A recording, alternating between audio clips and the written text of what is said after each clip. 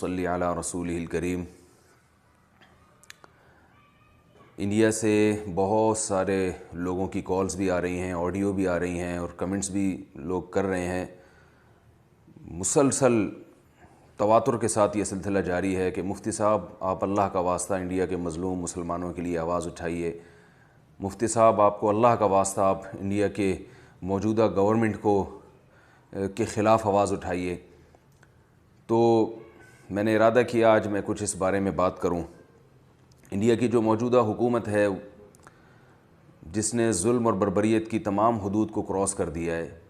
کشمیر میں کیا کیا اس نے، اور اب مزید جو ظلم اور بربریت انڈیا میں شروع ہے، مار کٹائی اور بہت سے لوگوں کو قتل کیا جا چکا ہے وہاں کی، یعنی باقاعدہ حکومتی سطح پہ یہ کام ہو رہا ہے حکومت کی ساتھ، اور اس طرح سے پھر حکومت کی نگرانی میں پولیس کے ذریعے لوگوں پہ ظلم کرنا، تو یہ بہت ہی گندا سلسلہ ہے جو انڈیا میں شروع ہو چکا ہے۔ لیکن افسوس اس پر ہے کہ نہ تو کوئی وہاں پر بڑے پیمانے پر ایسا احتجاج ہو رہا ہے، ظاہر ہے وہاں تو کرنے نہیں دیا جا رہا احتجاج، لیکن جو دیگر اسلامی کنٹریز ہیں وہ بھی مکمل خاموش ہیں۔ تو ہمیں ظلم کے خلاف آواز اٹھانی چاہیے، ہماری خاص طور پر سیاسی جماعتوں کو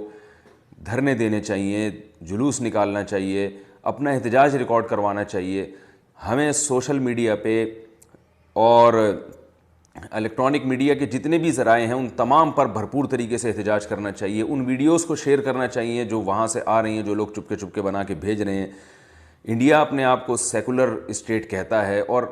یقیناً ایک سیکولر اسٹیٹ ہی ہے، تو موجودہ حکومت اس آئین کی خلاف ورزی کر رہی ہے۔ سیکولر ریاست کا تو مطلب یہ ہوتا ہے کہ ہر ایک کو برابر حقوق دیے جائیں گے، مذہب کی بنا پر تفریق نہیں کی جائے گی، لیکن موجودہ حکومت نے ایسی تفریق کی ہے کہ جس کی شاید کسی اور کنٹری میں مثال نہیں ملتی۔ اپنے ہی ملک میں رہنے والے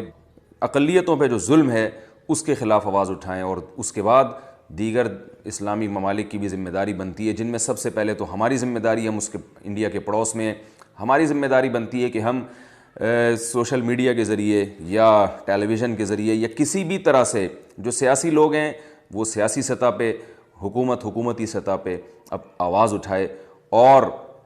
اس مسئلے کو بین الاقوامی عدالتوں میں لے جایا جائے، دھرنے دیے جائیں۔ خاص طور پر یہ جو سوشل میڈیا کے احتجاج ہے اس کی بھی آج ایک بڑی ویلیو ہے، اس سے بات وائرل ہوتی ہے، پھیلتی ہے، اس کو زیادہ سے زیادہ شیئر کیا جائے۔ اللہ تعالیٰ سے دعا ہے کہ ہمارے ان مظلوم بھائیوں کی اللہ مدد فرمائے،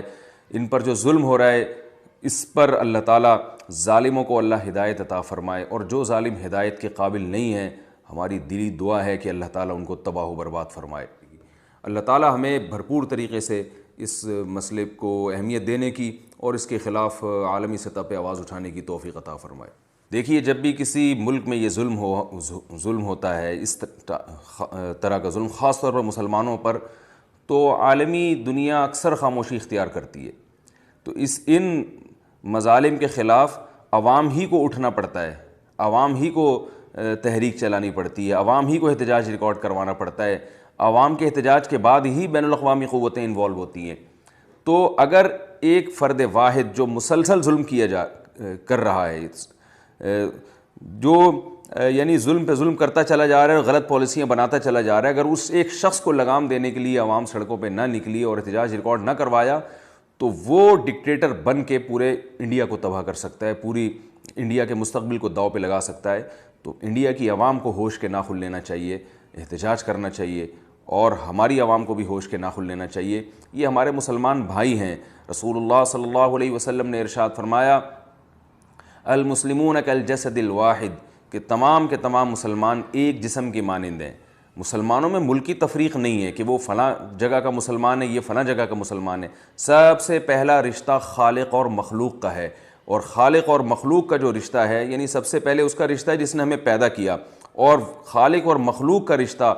وہ سب سے پہلا رشتہ ہے، اور اس میں جو سب سے بیس ہے وہ یہ ہے کہ کون خالق کو مانتا ہے اور کون خالق کو نہیں مانتا، اور کون خالق کی توحید کا قائل ہے اور کون خالق کے ساتھ شرک کرتا ہے۔ تو جہاں بھی جس خطے میں بھی مسلمان رہتے ہیں ان میں قدر مشترک یہ ہے کہ وہ ایک خدا کو ماننے والے ہیں، ایک اللہ کو ماننے والے اور اللہ کے پیغمبروں پر ایمان رکھنے والے ہیں، اور محمد صلی اللہ علیہ وسلم کو آخری نبی ماننے والے ہیں، یہ جو رشتہ ہے جس کو کلمے کا رشتہ کہا جاتا ہے، یہ سب سے پہلا رشتہ ہے، اس کے بعد دیگر رشتے وجود میں آتے ہیں۔ تو نبی صلی اللہ علیہ وسلم نے اسی رشتے کو ڈیفائن کیا کہ جتنے بھی مسلمان ہیں دنیا میں ایک جسم کے مانند ہیں۔ آپ صلی اللہ علیہ وسلم نے فرمایا جسم میں کسی ایک حصے کو تکلیف ہوتی ہے تو پورا جسم اس سے متاثر ہوتا ہے۔ آپ کی آنکھ میں تکلیف ہے تو یہ نہیں کہ آپ کا ہاتھ آرام کر رہا ہے، وہ بھی متاثر ہوگا، آپ کی پوری نیند اڑ جائے گی، آپ ہر وقت بے سکونی میں ہوں گے۔ تو آپ صلی اللہ علیہ وسلم نے فرمایا مسلمان دنیا میں جہاں بھی ہو، حدیث کا مفہوم میں بیان کر رہا ہوں کہ اگر کسی ایک جگہ پہ اس کو تکلیف پہنچتی ہے تو پوری دنیا کے مسلمانوں کو حرکت میں آنا چاہیے، پوری دنیا کے مسلمانوں کو اس تکلیف کو محسوس کرنا چاہیے۔ اور اگر ہم اس تکلیف کو محسوس نہیں کر رہے تو اس کا مطلب ہے ہمارا کلمے کا رشتہ کمزور ہے، اور کلمے سے رشتہ ہمارا کمزور ہے۔ اور کلمے سے رشتہ اگر آپ کا کمزور ہوگا تو ایک آپ پھر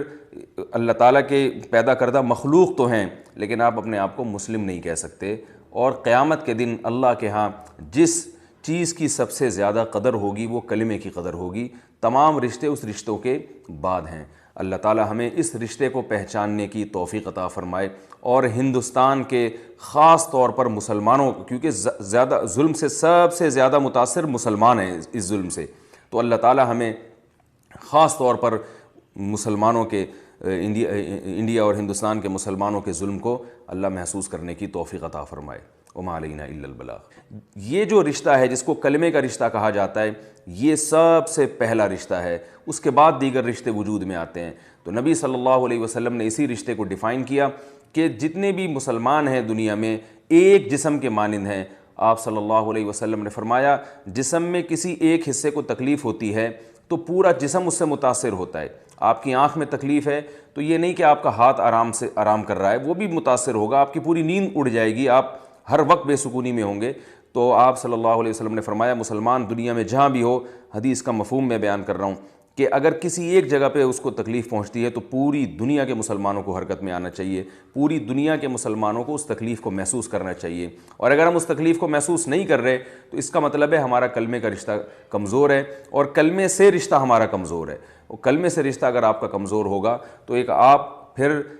اللہ تعالیٰ کے پیدا کردہ مخلوق تو ہیں، لیکن آپ اپنے آپ کو مسلم نہیں کہہ سکتے۔ اور قیامت کے دن اللہ کے ہاں جس چیز کی سب سے زیادہ قدر ہوگی وہ کلمے کی قدر ہوگی، تمام رشتے اس رشتوں کے بعد ہیں۔ اللہ تعالیٰ ہمیں اس رشتے کو پہچاننے کی توفیق عطا فرمائے، اور ہندوستان کے خاص طور پر مسلمانوں، کیونکہ زیادہ ظلم سے زیادہ متاثر مسلمان ہیں اس ظلم سے، تو اللہ تعالیٰ ہمیں خاص طور پر